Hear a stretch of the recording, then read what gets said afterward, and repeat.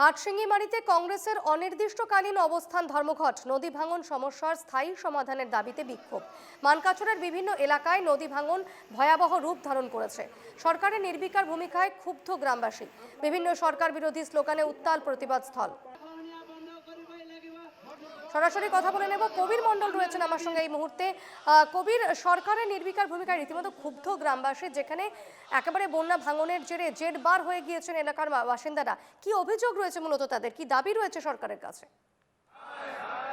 দেখো দীপর্ণা, গত 1 আগস্ট থেকে আসলে জেলা কংগ্রেস থেকে আরম্ভ করা হয়েছে এই যে অনির্দিষ্টকালীন অবস্থান ধর্মঘট।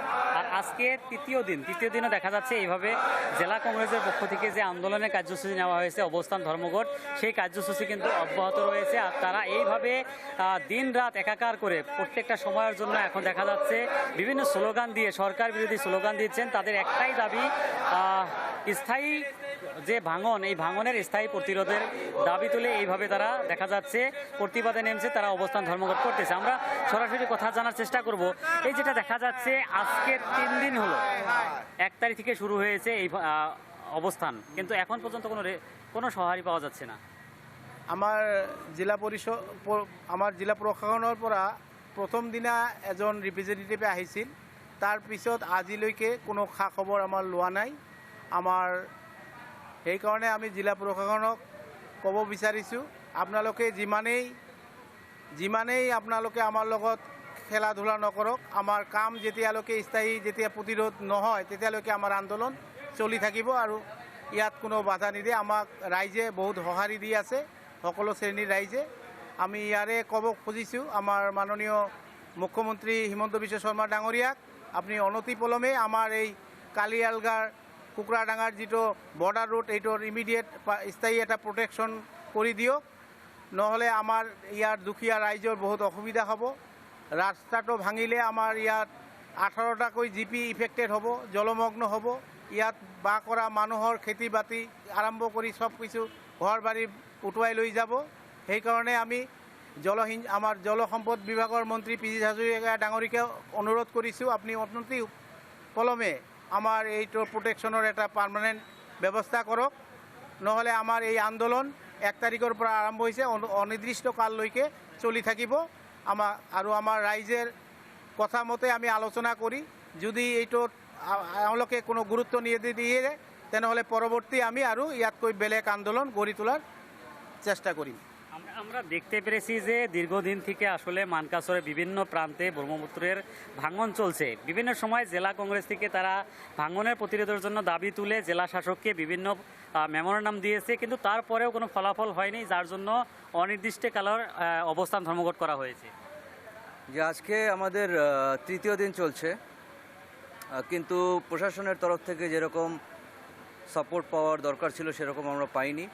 দেখা গেছে যে বিভাগীয় কর্তৃপক্ষ ওনারা কিছু কিছু কাজ করছে, বাঁশের খাঁচা বা ওরকম গাছপালা দিয়ে যেটা রোধ করার চেষ্টা করতেছে, কিন্তু ওটা আপনারাও বুঝতে পারছেন, আমরাও বুঝতে পারছি যে ওটা সাফিসিয়েন্ট না। তো খুব জলদি যদি ওরা একটা ভালো ব্যবস্থা না নেয়, যেরকম বলা হচ্ছিল যে মাঝে যেটা চর আছে, চরটা যদি কেটে দেওয়া যেত তখন হয়তো যেটা পানির ধারটা ওই দিক দিয়ে চলে যেত আর এই যেটা রিভার ব্যাঙ্ক ছিল ওটা রক্ষা করা যেত, কিন্তু ওটা ওনারা করছে না। হয়তো যেটা শুনলাম যে সরকার থেকে কোনো ধরনের পুঁজি আবন্টন হয়নি, সেই জন্য করতে পারলো না। তো এই ধরনের যদি একটা চলে, একটা সিন্ডিকেট একটা চলতেছে এখানে লুণ্ঠনের, যেগুলো কাজ চলছে ওগুলো লুণ্ঠন ছাড়া আর কিছুই না। তো সেই জন্যই আমরা এরপরে কাল পরশুই আপনারা হয়তো শুনতে পারবেন যে আমরা ডিসি অফিস ঘেরাও করছি বা রাস্তা ব্লক করে দিয়েছি, আর এরপর আর তীব্রতর আমরা আন্দোলন করেই থাকব। কারণ আপনারা সবাই জানেন যে এই রাস্তা যদি আমাদের ভাঙে তাহলে পুরোটা ডিস্ট্রিক্ট আমাদের ধ্বংস হয়ে যাবে। তো সেই জন্যই ওনারা হয়তো হেমাহি করতে পারে, কারণ ওনারা আজকে কর্তৃপক্ষ বা ডিসি আজকে আছে কালকে নেই, কিন্তু আমরা এখানেই থাকতে লাগবে। এটাই আমাদের জন্ম জায়গা, এটাই আমাদের থাকার জায়গা। আমরা যে কোনো উপায় এটা রক্ষা করার জন্য যা করতে লাগে করব, যদি বুকে গুলি খেতে লাগে তাও আমরা খাওয়ার জন্য রাজি আছি। আজকে যেহেতু 3 দিন হলো, এখন পর্যন্ত সহারি কিংবা জেলা শাসক থেকে তাদের কোনো বিষয় অধিকারী এসেছিল না? নাই, হ্যাঁ, প্রথম দিন এসেছিল, উনি আমাদের দাবিগুলো ওনাদেরকে জানালাম, কিন্তু তারপর কিছু কিছু কাজ ওরা করছেন। আমাদের মন্ত্রী পীযুষ হাজরিকা উনি কালকে দেখলাম ফেসবুকে আমাদের বিষয়টার উপর একটা পোস্ট একটা করেছেন। তো নিশ্চয়ই ওনারা কি করছেন আমরা জানি না। আপনাদেরকেও আগ্রহ করছি যে আপনারা ওনাদেরকে জিজ্ঞাসা করেন যে কীরকম কাজ চলছে।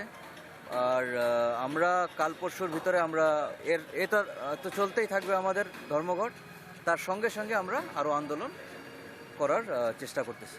হ্যাঁ, নিশ্চয় দীপর্ণা, দেখো যতক্ষণ পর্যন্ত স্থায়ী প্রতিরোধের জন্য সরকারি পক্ষ থেকে বা জেলা শাসক থেকে ব্যবস্থা না নেয় ততক্ষণ পর্যন্ত এই তাদের যে অনির্দিষ্টকালীন অবস্থান ধর্মঘট এই কার্যসূচি চলে থাকবে। এই বিষয়টা কিন্তু এখন জানতে দিয়েছে জেলা কংগ্রেসের পক্ষ থেকে।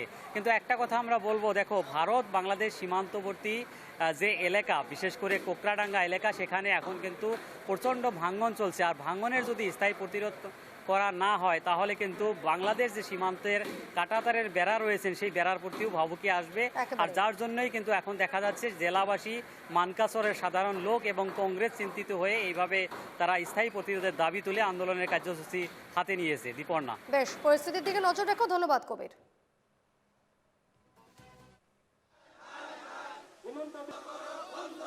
ঠিকাদারের ময়নাতলি বন্ধ করো।